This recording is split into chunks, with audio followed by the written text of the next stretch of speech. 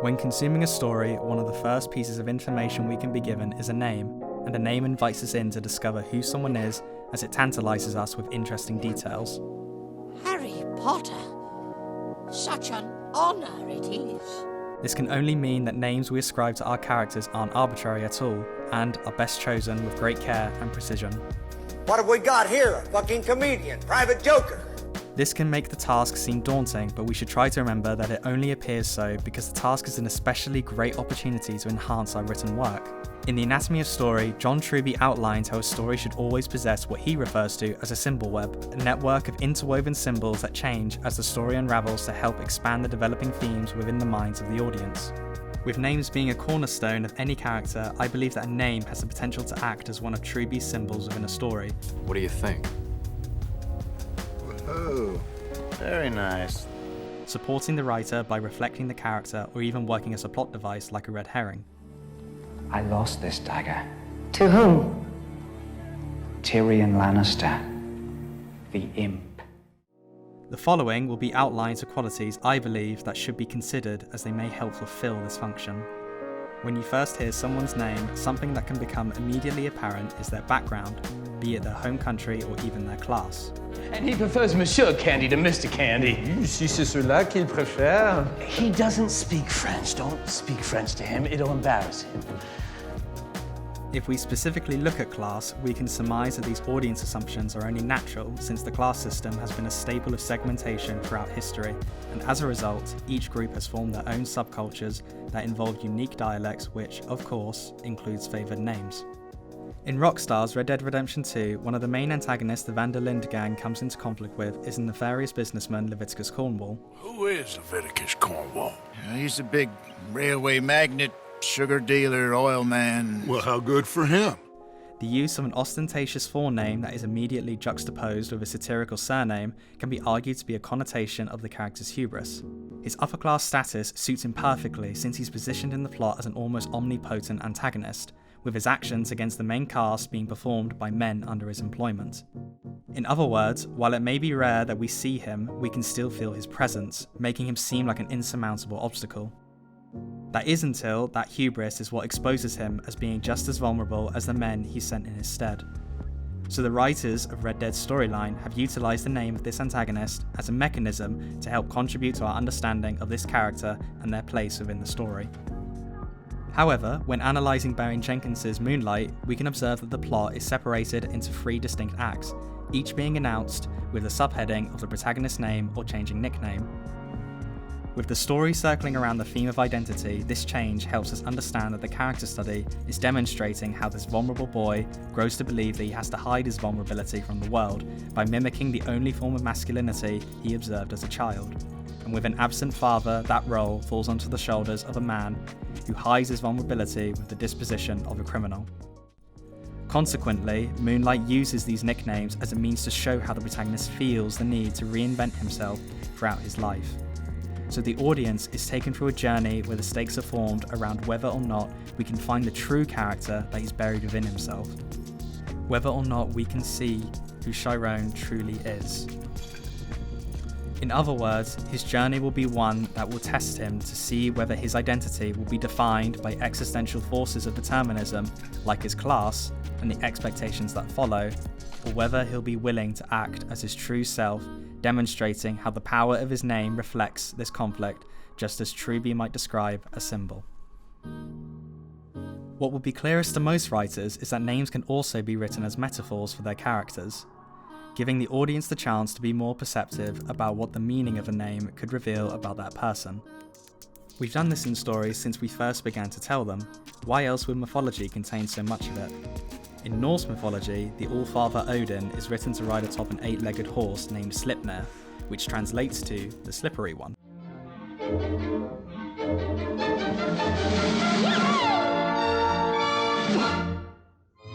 The Nords must have been a particularly astute people.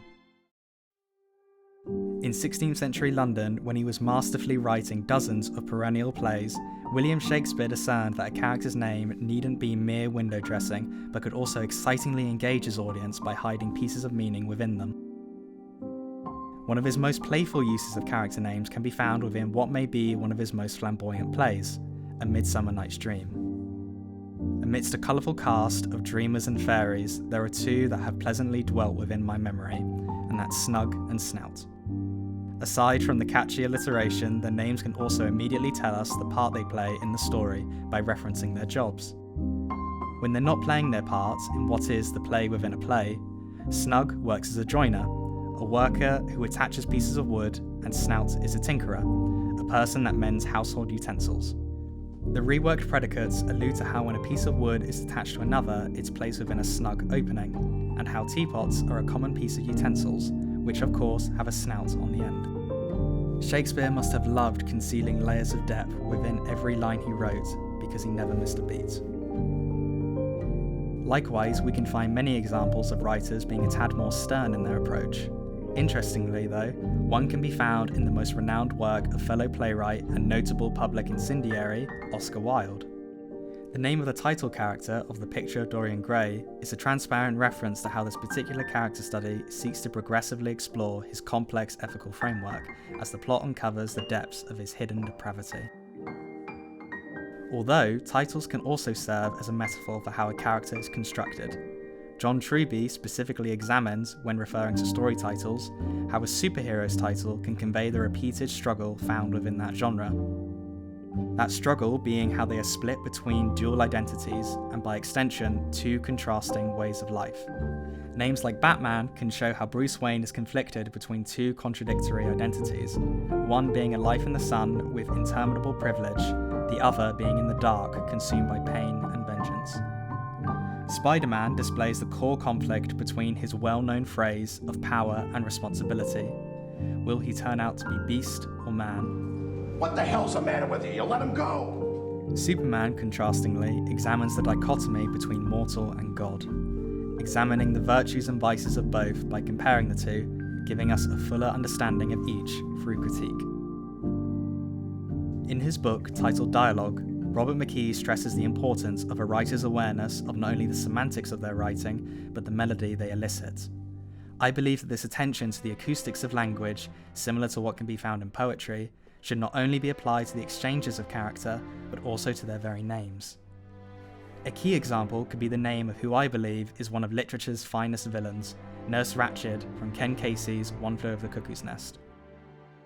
Throughout the novel, this woman not only commits heinous acts against the very people she is meant to help, but is distinctly characterised by the descriptions of the story's perspective character, Chief Bromden.